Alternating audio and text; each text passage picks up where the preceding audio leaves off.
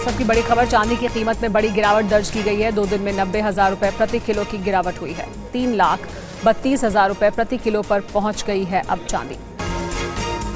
सबकी बड़ी खबर, चांदी की कीमत में बड़ी गिरावट दर्ज की गई है। 2 दिन में 90,000 रुपए प्रति किलो की गिरावट हुई है। 3,32,000 रुपए प्रति किलो पर पहुंच गई है अब चांदी।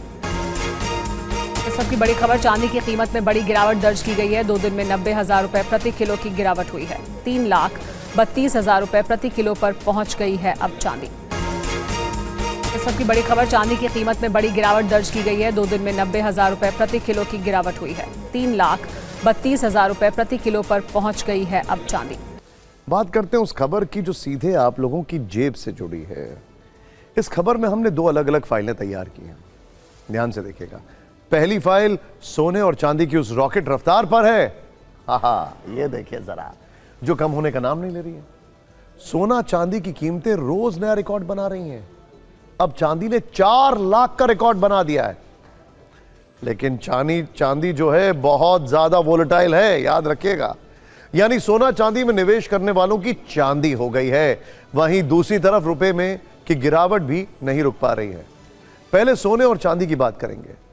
चांदी को लेकर पिछले कुछ दिनों से जो दावे किए जा रहे हैं, आज वो सही साबित हो गए। चांदी की कीमतों ने आज एक नया रिकॉर्ड बना दिया है। चांदी की आंधी में आज 4 लाख का आंकड़ा भी पीछे छूट गया। पहली बार चांदी की कीमतें 4 लाख पार हो गई। मल्टी कमोडिटी एक्सचेंज में मार्च एक्सपायरी वाले चांदी का वायदा 6% चढ़कर 4,07,000 रुपए प्रति किलोग्राम के नए रिकॉर्ड स्तर पर पहुंच गया। 3 लाख से 4 लाख तक का सफर चांदी ने सिर्फ 10 दिन में पूरा किया। चांदी की भी चांदी हो गई। सोचिए, 19 जनवरी से आज तक चांदी की कीमत 1 लाख रुपए बढ़ चुकी है। कुछ ऐसा ही हाल सोने का भी है। सोने की कीमतों में उछाल देखा गया है। इसका मतलब है कि सोना चांदी के दाम हर दिन नए कीर्तिमान स्थापित कर रहे हैं। निवेशक अब भी भर भर के सोने चांदी पर दांव लगा रहे हैं। इसके कई कारण हैं, लेकिन सबसे बड़ा कारण दुनिया में जंग और अनिश्चितता का माहौल है। ऐसे माहौल में निवेशक सोने को सबसे सुरक्षित निवेश मान रहे हैं। दूसरा कारण अमेरिका के ब्याज दरों में बढ़ोतरी ना होना भी है। तीसरा कारण यह है कि दुनिया के कई देश रिजर्व बैंक में सोना जमा कर रहे हैं। साल भर में करीब 900 टन से ज्यादा खरीदारी की गई है। इसी तरह चांदी की आंधी के पीछे की वजह भी जान लीजिए। चांदी की इंडस्ट्रियल डिमांड बहुत ज्यादा है, क्योंकि सोलर, इलेक्ट्रॉनिक्स और ईवी तक इसका इस्तेमाल होता है। ट्रम्प के टैरिफ्स के डर का माहौल है। इसीलिए अमेरिकी कंपनियां चांदी का भारी स्टॉक जमा कर रही हैं। इसके अलावा प्रोडक्शन रुकने के डर से बड़ी बड़ी कंपनियां पहले ही चांदी खरीद रही हैं। अब एक और सवाल ट्रेंड करने लगा है, क्या चांदी इसी रफ्तार से 5 लाख का आंकड़ा भी पार करने वाली है, या फिर सोने चांदी की कीमतें कभी भी क्रैश हो जाएंगी? कीमतें बढ़ती जा रही हैं, फिर भी लोग सोना चांदी खरीदते जा रहे हैं, जिसके बाद कहा जा रहा है कि सरकार बजट में सोना चांदी पर कोई बड़ा फैसला ले सकती है। खबर है कि सोना और चांदी पर इंपोर्ट ड्यूटी बढ़ाने के विकल्प पर सरकार विचार कर रही है। इसकी बड़ी वजह यह है कि साल 2025 में भारत का सोना आयात करीब 59 अरब डॉलर तक पहुंच गया, जबकि चांदी का आयात लगभग 9 अरब डॉलर रहा। बड़ी मात्रा में आयात से विदेशी मुद्रा पर दबाव बढ़ता है और रुपए में कमजोरी देखी जा रही है। ऐसे में आयात शुल्क बढ़ाया जाना एक विकल्प है। फिलहाल सोना चांदी पर देश में 6% इंपोर्ट ड्यूटी लागू है। पहले ये दरें 15% तक थी। वैसे सिर्फ भारत ही नहीं, वैश्विक स्तर पर सोने की डिमांड बहुत हाई है। वर्ल्ड गोल्ड काउंसिल की रिपोर्ट के मुताबिक वर्ष 2025 में पहली बार सोने की मांग 5,000 टन सालाना से ज्यादा हो गई। वैश्विक स्तर पर सोने के में निवेश 84% बढ़ा है। फिलहाल वैश्विक स्तर पर सोने की जो निवेश मांग है वो 2,175 टन से ज्यादा है। इसके अलावा अलग अलग देशों के बैंकों ने 863 टन सोना खरीदा है। पोलैंड के नेशनल बैंक ने 102 टन सोना खरीदा है। खास बात यह है कि कीमत बढ़ने से सोने के आभूषणों की मांग 18% घटी है, लेकिन सोने में निवेश से कीमत बढ़ना जारी है। यह मामला आज संसद में भी उठा। कांग्रेस सांसद नीरज डांगी ने कहा कि सरकार को सोने की कीमतों पर हस्तक्षेप करना चाहिए। जिस देश में सोना चांदी नारी की सुरक्षा, आत्मसम्मान और पारिवारिक भविष्य से जुड़ा हुआ हो, इस कदर इन कीमतों को बेलगाम छोड़ देना सरकार की गंभीर नीतिगत और आर्थिक विफलता को दर्शाता है।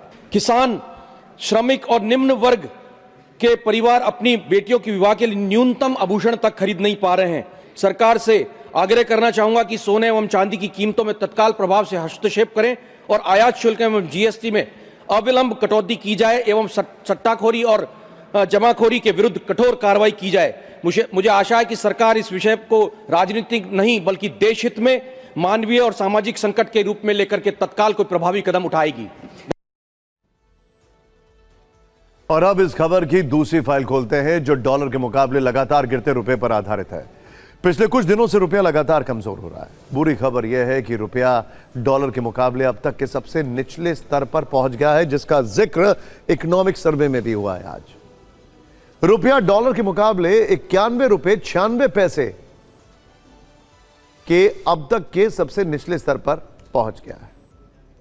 लेकिन सवाल यह है कि आखिर रुपए की ऐसी हालत क्यों हो गई है और इसकी गिरावट पर कब ब्रेक लगेगा। रिपोर्ट्स के अनुसार सिर्फ इसी वर्ष के पहले महीने में रुपया करीब 2% गिर चुका है। वर्ष 2024 के अंत तक पिछले 10 वर्षों में इसमें 28% की गिरावट दर्ज की गई थी। वर्ष 2014 में करीब 58 रुपए से शुरू हुआ सफर अब 92 रुपए तक पहुंच गया है। आर्थिक सर्वे में सरकार ने रुपए के कमजोर होने की बात मानी है, लेकिन इसका जिम्मेदार अंतर्राष्ट्रीय हालत को बताया। इससे पहले वित्त मंत्री कहती थी कि रुपया कमजोर नहीं हुआ है बल्कि डॉलर मजबूत हुआ है, लेकिन अब डॉलर इंडेक्स के गिरने के बाद भी रुपया कमजोर हो रहा है, जिसकी सबसे बड़ी वजह है विदेशी निवेशकों का बाजार से पैसा निकालना। जब विदेशी निवेशक भारत के शेयर और बॉन्ड बेचकर पैसा निकालते हैं तो उन्हें रुपयों को डॉलर में बदलना पड़ता है, यानी जैसे जैसे विदेशी पैसा बाहर जा रहा है रुपया दबाव में आ रहा है। भारत की बड़ी बड़ी कंपनियां जो विदेश में से सामान मंगाती हैं या जिन पर डॉलर में कर्ज है, उन्हें डर है कि भविष्य में रुपया और गिर सकता है। इस डर से कंपनियां पहले ही डॉलर खरीद रही हैं। इसे हेजिंग भी कहते हैं। इससे भी डॉलर की मांग बढ़ती है और रुपया और नीचे जाता है। अमेरिका ने भारत के निर्यात पर भारी टैरिफ लगा दिए हैं। इससे भारत का निर्यात प्रभावित हुआ है। डॉलर कम आने की चिंता बढ़ी है। जब देश में डॉलर आने की रफ्तार कम होती है तो रुपये पर दबाव पड़ता है। अब हम आपको आसान भाषा में समझाते हैं कि आखिर रुपए के कमजोर होने का असर कैसे आपकी जेब, आपकी रसोई और आपके बजट पर पड़ेगा और कैसे इससे महंगाई भी बढ़ सकती है। रुपए के कमजोर होने का असर विदेशों से आयात किए जा रहे तेल और ऊर्जा के उत्पादों पर पड़ेगा, क्योंकि भारत करीब 80% कच्चा तेल विदेशों से खरीदता है। इसीलिए पेट्रोल और डीजल महंगा हो सकता है। विदेशों से आने वाले दूसरे सामान भी महंगे हो सकते हैं। तेल की कीमत बढ़ने से ट्रांसपोर्टेशन लागत बढ़ जाती है, जिससे महंगाई बढ़ सकती है। इसके लिए विदेश यात्रा और विदेश में पढ़ाई का खर्च भी महंगा हो सकता है।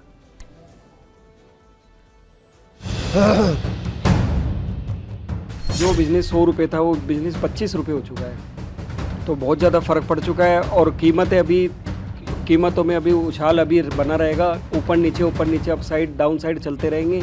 तो ग्राहक की जेब पे बहुत भार पड़ चुका है सर।